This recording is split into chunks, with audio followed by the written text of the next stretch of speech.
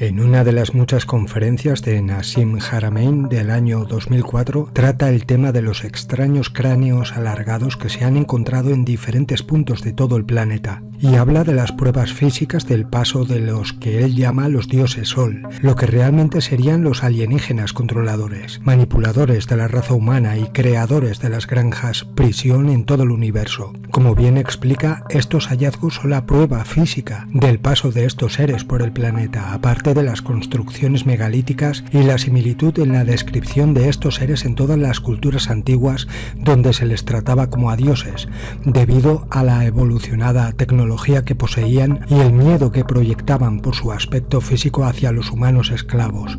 Estos cráneos encontrados serían los restos de híbridos humanos con estas entidades, que según la morfología de dichos cráneos serían mucho más altos y fuertes que los humanos normales, y con una masa encefálica más grande de lo normal. Estos híbridos fueron colocados en los puestos más altos de la pirámide de control del planeta para hacer de carceleros, de supervisores de la raza humana. Al ser la primera cepa de híbridos y no haber sido mezclados con los humanos normales, su apariencia física era distinta, y eso hizo que los demás humanos que los servían y adoraban quisieran parecerse a ellos, modificándose artificialmente sus cuerpos, pero sin éxito, ya que no disponían del mismo ADN, del mismo linaje de los dioses.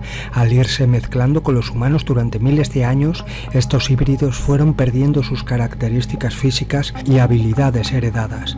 Se dieron cuenta de esto y es por ello que los linajes de la realeza comenzaron a mezclarse solamente entre ellos, los de sangre azul, que realmente significa sangre de los dioses, sangre real. Pero veamos lo que dijo Nassim Haramein sobre estos seres. Of the sun gods, we do. These are skulls that are found in temples in South America. This is in the Peruvian Museum. I call it conehead. When the archaeologists found this, they said, "Oh, this is the result of skull deformation." You know how the ancient tradition, they would bend their head to deform them? Now, they did do that. You know, this is the bust of Nefertiti, for instance. Tutankhamun did have a deformed head. There's many skulls like that. But when you read the ancient texts and they say, they talk about deforming their head, they say that they did that to imitate the sun god, to become sun gods themselves. Now, if you deform your head, right, today, it doesn't matter how much you deform it.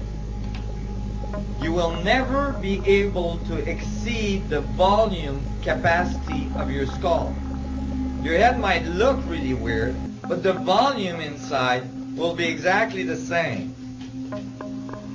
In these cases, the volume of these skulls, the inside volume of these skulls, are over twice the natural volume of the human skull. The normal volume of the human skull. These are not the result of skull deformation. You cannot do that by deforming your skull. The other thing that's interesting is that the hole at the bottom of the skull here, where the atlas goes in, the spine, tells you how big the person was, right? Because you can figure it out from the size of the spine. These people had to be between 12 and 15 feet tall. There was giants on the earth. Many ancient texts talks about the sun gods as being giants. These are very, very big people.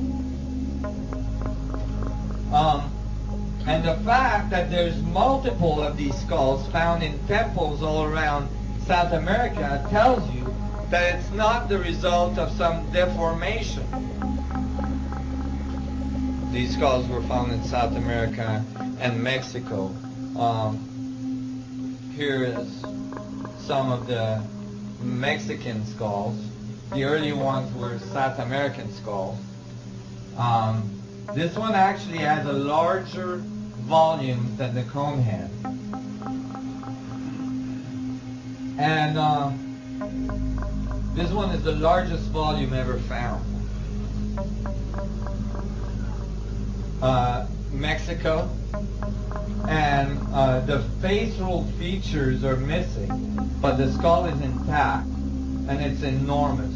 That's the eye sockets, so you can imagine how large that forehead was. And here is each lobe, each hemisphere of the skull, of the brain, seems to have developed independently in this case, and making it enormous. Go ahead. On the prior slide, am I correct in saying the orbits of the eyes are a good deal larger than normal? Oh yeah, much larger than normal. This person had huge eyes.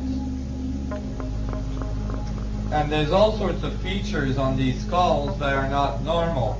For instance, in these cases, many of the facial features in the jaws don't belong to an Homo sapien. They're a mix between various species that are not supposed to be mixed together.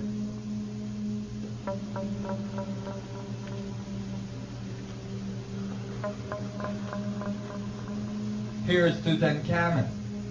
Even Tutankhamun seemed to have a larger than expected skull. Here's his brother as well. Now, there's many instances in the Egyptian and the Mayan and the Inca scripts where they describe that the sun gods, including in the Bible, where they describe that the sun gods actually mixed and had children with women of the human species. And that generated a whole new species, which was half sun gods, half man. So here, these might be evidence of this altered species, of this mix. And you would expect that these people would become pharaohs, because they would have all sorts of capacity that the average man didn't.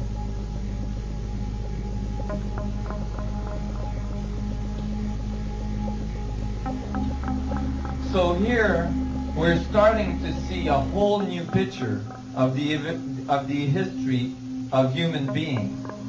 And mingled in that picture is the information that these sun gods tried to give to man.